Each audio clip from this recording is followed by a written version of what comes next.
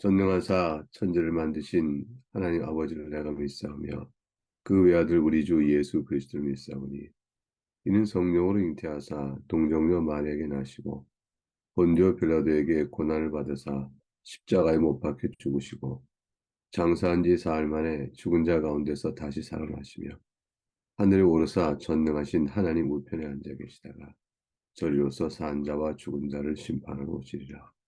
성령을 믿사오며 거룩한 공예와 성도가 서로 교통하는 것과 죄를 사하여 주시는 것과 몸이 다시 사는 것과 영원히 사는 것을 믿사옵나이다. 아멘. 오늘 아침에 함께 주께 올릴 찬송은 찬송가 279장입니다. 찬송가 279장. 후렴은 맨 마지막에 한 번만 부르고 앞에 두 소절의 4절까지를 부른 이후에 후렴은 맨 마지막에 한 번만 부르도록 하겠습니다. 인내하신 구세주여 내가 비오니 죄인오라 하실 때에 날 부르소서. 자비하신 보좌 앞에 꿇어 엎드려 자복하고 회개하니 믿음 주소서. 주의 공로 의지하여 주께 가오니 상한 마음을 고치시고 구원하소서.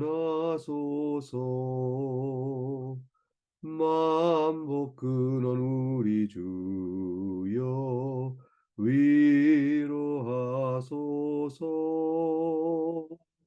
우리 주와 같으시니 어디 있을까? 주여 주여 내가 비오니 죄인오라 하실 때에 날 부르소서. 아멘.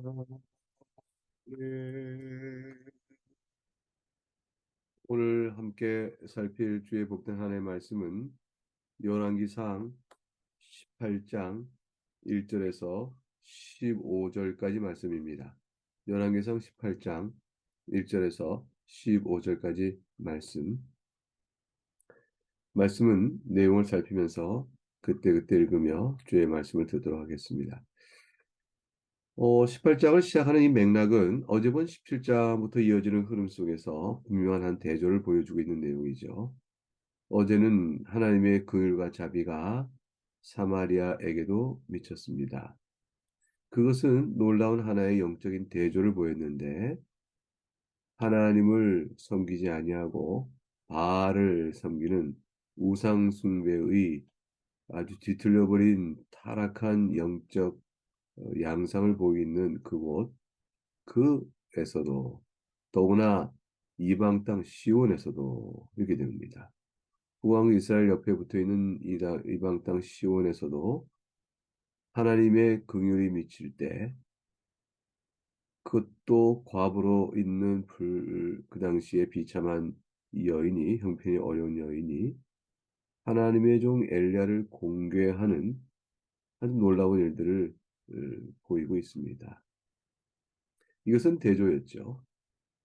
바알 우상을 섬기는 본고진 시돈 땅에 있다 할지라도 하나님의 종 엘리야를 공개하는 신앙의 내용이 나타나고 있던 사실을 열어 보이면서 이와 대조적으로 하나님의 놀라운 복을 받고 있는 이스라엘이 더욱 마땅히 하나님을 섬겨야 하거늘 그리하여 시돈을 향하여 제사장 나로서의 자기의 책임을 부름을 다하여야 함에도 도리어 북왕국 이스라엘이 바알을 섬기는 우상 숭배의 악행을 행하는 것이 이것이 마땅한가? 너희가 악함으로 이제 하나님께서 너희를 심판하실 것이다. 라는 이 사실을 전개해 주는 흐름 안에 있습니다. 결국 17장은 오늘부터 보는 18장의 내용을 비춰주는 배경이 되는 것이죠. 18장은 그 유명한 엘리야와 바알 선지자와의 갈멜산에서의 대결이 이루어집니다. 과연 누가 이 가뭄에 쩌든 이스라엘의 비를 내리는가? 누가 살아계신 참된 신인가? 라는 것에 대한 대결을 이루어 저들의 바알을 섬기는 악행과 그 어리석음을 하나님이 엄히 그 죄악된 양성을 드러내고 심판하시는 내용으로 이어질 것입니다. 그 맥락 속에서 17장과 18장은 뚜렷한 대조가 이루어지고 있습니다. 1절을 보게 되어지면 1절과 2절 말씀을 주의 말씀을 듣겠습니다. 많은 날이 지나고 제3년에 여호와의 말씀이 엘리야에게 임하여 이르시되 너는 가서 아합에게 보이라. 내가 비를 지면에 내리리라. 엘리야가 아합에게 보이려고 가니 그때 사마리아의 기근이 심하였더라. 많은 날이 지났다. 사랍다 과부에게 하나님께서 가뭄의 때에 은혜를 베푸는 일들이 있은 후 세월이 흘러 3년이 되었습니다. 이것은 엘리야가 일찍이 이 땅에 비가 그치고 가뭄이 있을 것이라 라는 하나님의 말씀을 전한 이후에 자기 몸을 비에 가서 자기 몸을 피신하여 시냇가에 갔을 때에 그때 까마귀가 물어주는 그런 것으로 뭐 연명하게 되어지죠. 요단 앞 그라 시냇가에 숨어 있던 그때로부터 시작해서 약 3년 6개월이 흐른 때가 되어집니다. 그러니까 그 세월이 흐른 것이죠. 그때 여호와의 말씀이 엘리야에게 임하였습니다. 사렙다 있는 과부에게 은혜를 베푼 이후에 3년쯤 됐을 것이라. 가뭄을 예언한 뒤로부터 3년 6개월쯤 됐을 것이라 라는 시점이 되어집니다. 엘리야가 이제 아합에게 나타나 자신을 보이려고 갑니다. 하나님께서 말씀하신 것이죠. 이제 비를 지면에 내리라. 결국 이 말씀은 가뭄과 비, 이 모든 일을 천지 만물을 다스리는 하나님의 주권적 능력을 엘리야를 통해서 불신앙의 악한 아합에게 드러나 보여 저로 하여금 그때라도 돌이켜 주 앞에 나오도록 해야 할 마땅함을 보이기 위함이었습니다. 이 기근이 심한 이때에 아합은 어떠한 왕으로서의 자기 역할을 하였는가? 이 기근의 원인이 엘리야의 말을 기억을 하고 있는 아합은 왜냐하면 우리가 내일 볼 본에서 아합이 엘리야를 보고 네가 이스라엘을 괴롭게 하는 자다 이렇게 말을 합니다. 이런 흐름은 결국은 아합이 엘리야의 예언과 여호와와 관련하여 이 가뭄이 모종이 뭔가 있다라는 사실을 짐작하고 있음을 알 수 있습니다. 그러니까 아합은 부인하지 못하는 것이죠. 하나님께서 자신이 한 일을 나타내 보인 것을 아합은 애써 근본적으로 인정하지 않고 하나님께 돌이켜 나오지도 않는 그러한 상태에 있는 것이죠. 세상에 있는 많은 분들이 하나님을 믿지 않습니다.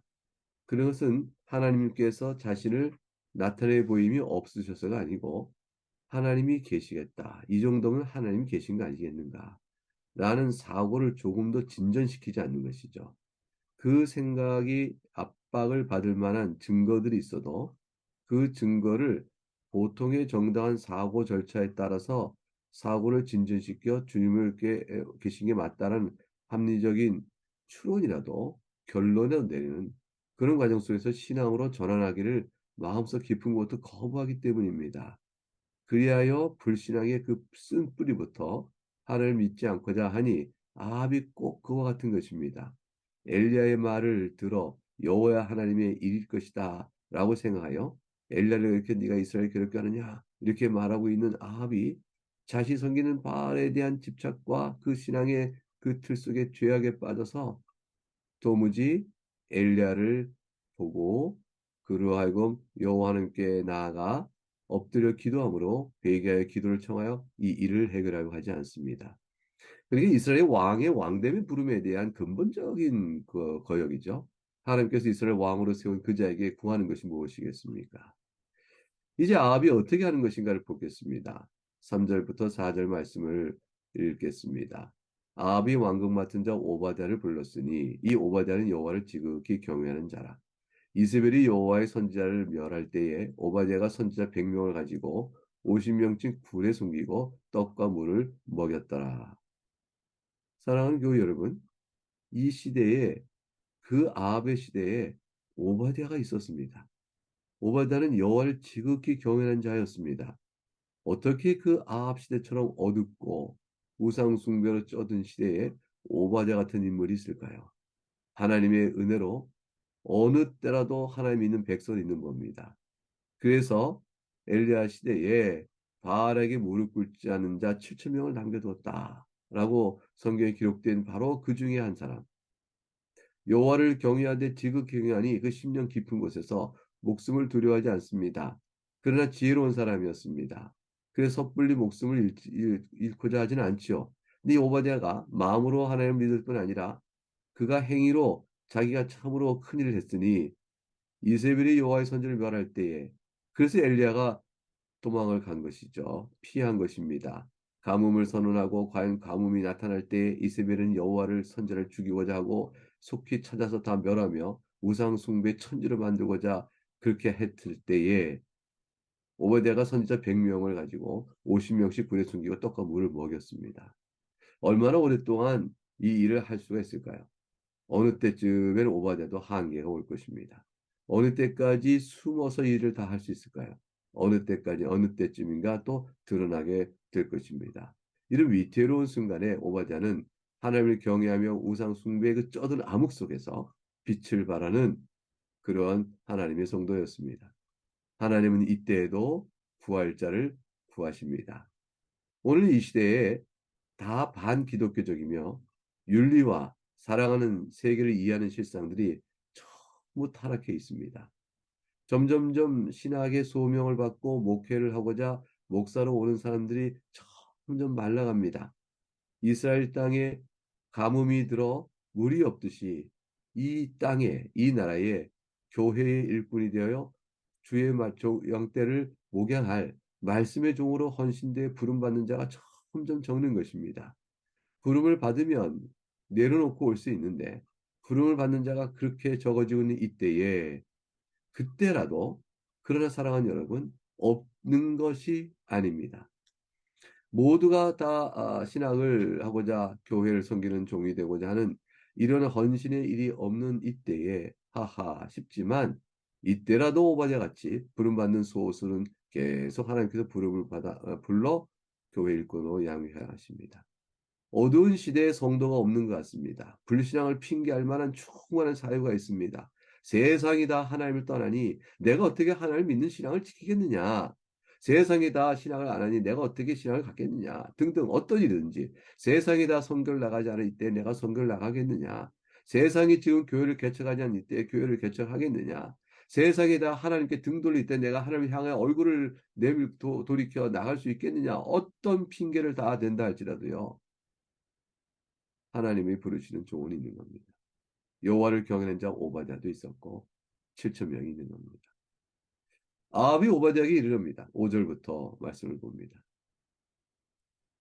아합이 오바댜에게 이르되 이 땅의 모든 물 근원과 모든 내로 가자. 혹시 꼴을 얻으리라. 그리야 맑아서 오태를 살리리니 짐승을 다 잃지 않게 되리라 하고 아합이 워낙 가무니까 어디까지 근원의 근원 물을 추적하다 보면 혹시 어느 곳에는 물이 좀 있지 않겠냐. 그럼 거기에서는 꼴을 얻을 만한 풀들이 있을 것이라. 말과 노새를 살리고 짐승을 잃지 않겠다. 왕으로서 하나님께 돌이켜 백성의 고통과 신음, 살았다 과부는 바로 얼마나 많은 백성이 줄여 있는가를 아는 것입니다. 그걸 어떻게 내가 책임을 다해 이들에게 온전히 살도록 할고 그리고 하나님 앞에 엎드려 나가는 아합이 아니고 자신의 뱃속만 생각하는 아주 악한 자였습니다. 그리하여 자기가 부리는 왕적 위세와 권세를 자랑할 만한 그런 짐승들을 먹일 물은 찼대 같은 물이 없어서 고통 속에 있는 백성들에 대한 돌아봄과 하나님께 이 심판을 거두어달라는 기도는 없었습니다. 북한 땅이 그 어떠한 정치 이데올로기로 또 자신들의 어떤 이 이념을 합리화시켜 주장한다 할지라도 북한에 있는 우리 주민들이 삶의 고통 속에서 있는 비참한 실상은 생각하면 그 통치의 정권은 하나님 보실 때 악할 수밖에 없습니다. 그것이 이데올로기적 싸움과 국제 정세 안에서 자신의 생존을 지켜가기 위한 최선의 자기 방위적 노력이다. 아무리 합리화해도 그 모든 것들을 자신을 지켜가며 백성들을 국민들을 먹여 살리며 살아가는 일에 관한 생각과 지략이 모아져야 하는 통치자의 마땅한 본분의 부름 앞에서 저들은 어떻게 해도 하는 것일 때 악하다 할 수밖에 없습니다. 하나님이 이를 부르지 않으니 악한 것, 그 세상 정보가 다 그렇습니다. 그 이상의 악의 모양이 더 있다 할 것입니다. 하물며 하나님이 이를 불러들 부하고 이스라엘이라면 얼마나 더 그러겠습니까? 그러므로 아합의 죄가 무엇인지 선명하게 더 드러납니다. 6절부터 내용을 보겠습니다. 두 사람이 두루 다닐 때 아합은 홀로 이 길로 가고 오바댜는 홀로 저 길로 가니라. 헤어집니다. 각각 자기로 가기로 되어 있습니다. 오바댜가 길에 있을 때 엘리야가 그를 만납니다. 그 알아보고 엎드려 말하되 내 주 엘리야여 당신이니까. 그가 대답하되 그러하다. 가서 너의 주에게 말하기를 엘리야가 여기 있다 하라. 이르되 내가 무슨 죄를 범하였길래 당신이 당신의 종을 아합의 손에 넘겨 죽이게 하려 하시나이까. 당신의 하나님 여호와께서 살아계심을 두고 맹세하노니 내 주께서 사람을 보내어 당신을 찾지 아니한 족속이나 나라가 없었는데 그들이 말하기를 엘리야가 없다 하면 그 나라와 그 족속으로 당신을 보지 못하였다는 맹세를 하게 하였거늘 이제 당신의 말씀이 가서 너의 주에게 말하기를 엘리야가 여기 있다 하라 하시나 내가 당신을 떠나간 후에 여호와의 영이 내가 알지 못하는 곳으로 당신을 이끌어 가시리니 내가 가서 아합에게 말하였다가 그가 당신을 찾지 못하면 내가 죽임을 당하리라. 당시의 종은 어려서부터 여호와를 경외하는 자라. 이세벨이 여호와의 선지자를 죽일 때에 내가 여호와의 선지자 중에 100명을 50명씩 불에 숨기고 떡과 물로 먹인 일이 내 주에게 들리지 아니하였나이까. 이제 당시의 말씀이 가서 네 주에게 말하기를 엘리야가 여기 있다 하시니 그리하면 그가 나를 죽이리다. 15절 엘리야가 이르되 내가 섬기는 만군의 여호와께 살아계심을 두고 말하노니 내가 오늘 아합에게 보이리라. 오바댜가 엘리야를 만납니다. 아합이 엘리야를 찾고자 하였습니다. 왜냐하면 엘리야의 말대로 이 가뭄이 힘든 때에 이 엘리야 저자가 저주에 쓴 것일 것이라 생각하여 엘리야를 찾아서 문제 해결을 하려고 했던 일이 있었죠. 그걸 찾지 못했습니다. 근데 오바댜가 엘리야를 만난 겁니다. 얼마나 반가웠을까요? 내 주 엘리야 당신이니까 아합 왕이 그렇게 찾던 당신입니까? 이제 당신이 엘리야 찾았으니 나와 같이 아합에 가소서 이렇게 말할 법합니다. 그런데 두려웠습니다. 가서 엘리야가 말하기를 너의 주 아합에게 가서 엘리야가 여기 있다 하라 이렇게 전언을 하도록 합니다.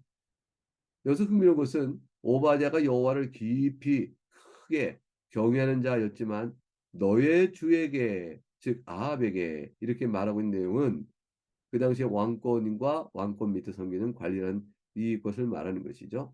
이게 오바댜가 마음으로는 아합을 섬기고 또 한편의 마음으로는 또 여호와를 섬기는 두 가지 두 주의를 섬기는 이중적 신앙이었다 이렇게 말하는 것이 아닙니다. 너희가 여전히 관리로 있기 때문에 내 주에게 말하기를 이렇게 말하고 있는 것이죠. 자신을 여기 있다고 전언하라 하니 이것이 반가운 얘기일 것 같은데 오바댜가 죽음을 두려워합니다. 왜냐하면 아합이 그렇게 찾아도 찾지 못했던 엘리야는 하나님께서 숨기셨기 때문이다. 이렇게 보는 것이죠. 아합이 군사를 보낸다 하면은 하나님이 다른 곳으로 숨기시고 이렇게 되면 다른 곳 숨기시고 그러하니 여지껏 찾지 못했고 그리고 엘리야를 못 봤다라고 말하면 네가 봤는데도 보지 못했다고 하면 죽일 것이라고 맹세까지 하겠던 일들을 생각하는 오바댜는 엘리야가 여기 있다는 말을 전언하다가 엘리야를 찾지 못하면 자기가 아합에게 처형될 것을 두려워한 것이죠. 그리고 오베다는 내가 여호와를 경외하는 자였습니다. 자입니다. 이걸 아시지 않습니까? 하나님께서 아시지 않습니까? 그러니 어찌하여 저를 이렇게 말하여 혹시 죽이려 하십니까? 하고 얘기합니다. 오베데가 자신이 했던 일들을 자랑하는 것일까요? 하나님의 말씀 가운데서 내가 어려서부터 여호와를 경외한 자입니다. 내가 이런 일 됐습니다. 이렇게 말한 것이 자신을 자랑하는 것일까요? 그것이 아니고 오버데가 교만이 자기 의를 자는 것이 아니라 하나님 앞에서 자신이 엘리야를 만나며 자신이 하나님을 진정으로 섬기는 자임을 말하고 주의 도심을 구하는 것이라 이렇게 볼 것입니다. 엘리야가 내가 만군의 여호와께 살아계실 두고 맹세하니 오늘 아합에게 보이리라. 이렇게 말함으로 오바댜를 염려를 놓게 합니다. 내가 오늘 아합에게 보이리라. 이 말 한마디 속에 비장한 결단의 시간이 왔음을 보게 합니다.